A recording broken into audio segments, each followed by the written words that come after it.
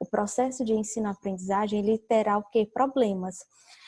A gente vai ter problemas também desse elemento, desse indivíduo, na autorregulação do comportamento, na recepção social, nessa interação social. Por quê?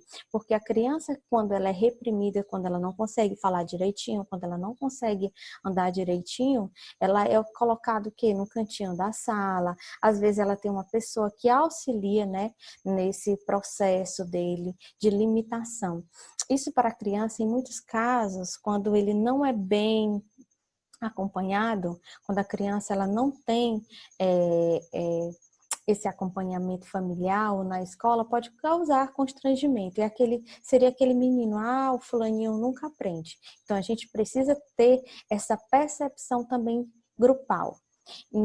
E o que dificulta a aprendizagem?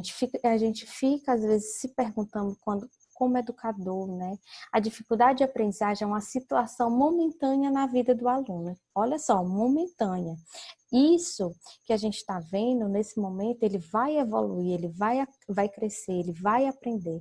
Não consegue caminhar no processo escolar dentro do currículo da escola. Por quê? Porque o currículo da escola, ele é um currículo que potencializa esse indivíduo que está mais apto a aprender, né? Já vai colocando de lado aquela criança com necessidade especial.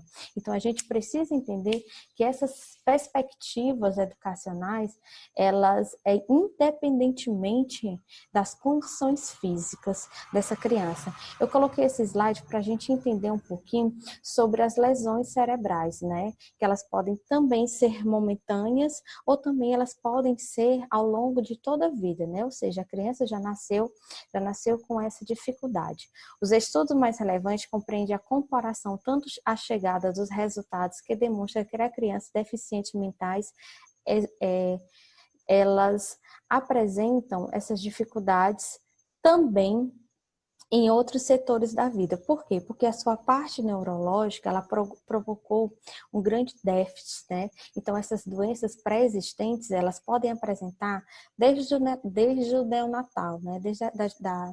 Desde a concepção da criança, uma má formação cerebral. E nós sabemos que o cérebro, ele é uma parte extremamente importante para esse processo de ensino-aprendizagem. Então, se houve lesão, né, com a má formação, ou se houve lesão através de um acidente físico, essa criança ela vai apresentar essas dificuldades, ou visual, não fala, não escrita, ou até mesmo social. Por quê? Porque a gente precisa entender que o aprendizagem, ele é refletido no meio social.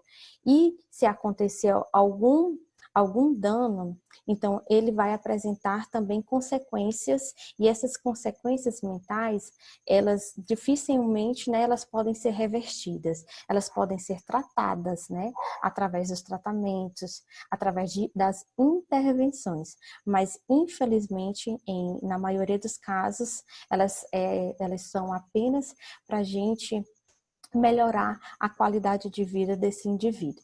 Então, as perspectivas lesionais deve ocorrer. O que a gente deve perceber? Analisar os processos mentais, os processos de assimilação, a conservação, utilização de informações. Olha só, como esse processo de lesionamento, ele é extremamente curioso, vamos usar essa palavra.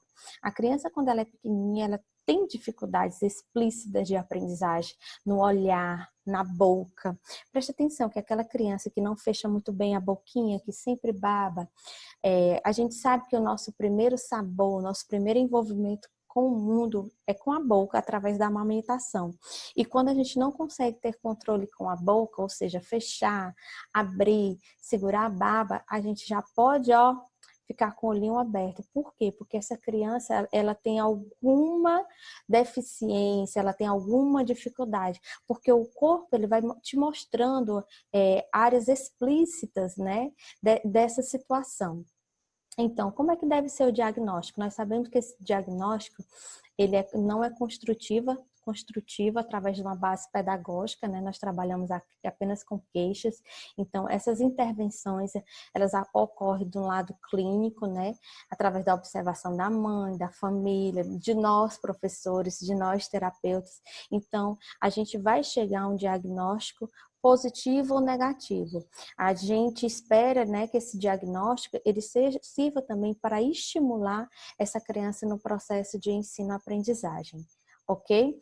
Existem algumas patologias, né, que são encontradas dentro da nossa sala de aula, né, como a dislexia, tanto para adultos como crianças ou jovens, a descalculia, o TDAH. Então, são práticas que nós encontramos corriqueiramente dentro do nosso contexto escolar. E esses transtornos de aprendizagem compreendem uma inabilidade específica, como leitura, escrita, as habilidades matemáticas, em que o indivíduo, né, possa promover a sua capacidade intelectual. Então, nós sabemos que a nossa disciplina ela vai promover esse acesso, né, ao processo de escrita e de leitura, através de um lado lúdico, participativo, interativo, levando em consideração o quê? Levando em consideração que essa criança possa apresentar dificuldades especiais. E eu coloquei para vocês aqui alguns transtornos, né? O transtorno de leitura, o transtorno de matemática e o transtorno da expressão escrita, para complementar um pouquinho desse estudo. Então, esse transtorno de leitura é caracterizado por uma dificuldade específica em compreender a palavra escrita. Essa criança não tem assimilação. O transtorno da matemática, a dificuldade da criança associar habilidades matemáticas básicas com o mundo que a cerca. Por exemplo, separar quantidades, descrever situações em que o número seja par, seja ímpar. E o transtorno de expressão da escrita refere-se à ortografia ou à caligrafia, bem como outras atividades relacionadas à escrita. Que outras atividades é essa, professora? Por exemplo, um simples ditado de palavra, que a criança não consiga fazer a distinção, por exemplo, de som, letras P e B, V e F. Você pode observar que nas gramáticas essas palavras elas vêm associadas por conta do som e a criança precisa fazer essa separação. E alguns outros transtornos, tá aí para a gente fazer essa associação, né? Que é a dislexia, a dislalia, a disgrafia, a descalculia, a hidrocefalia, a atenção ou a hiperatividade, né? Que é o TDAH, que é o transtorno de déficit de atenção e hiperatividade. São transtornos e dificuldades que fazem com que a criança ela retarde um pouquinho o processo de ensino-aprendizagem.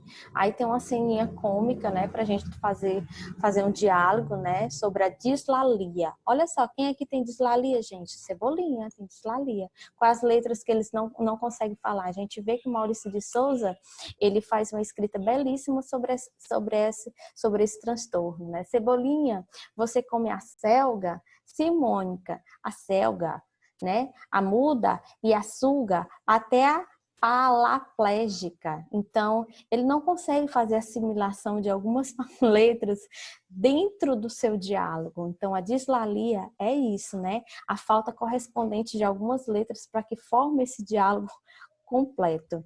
Então, a dislalia é um distúrbio que acomete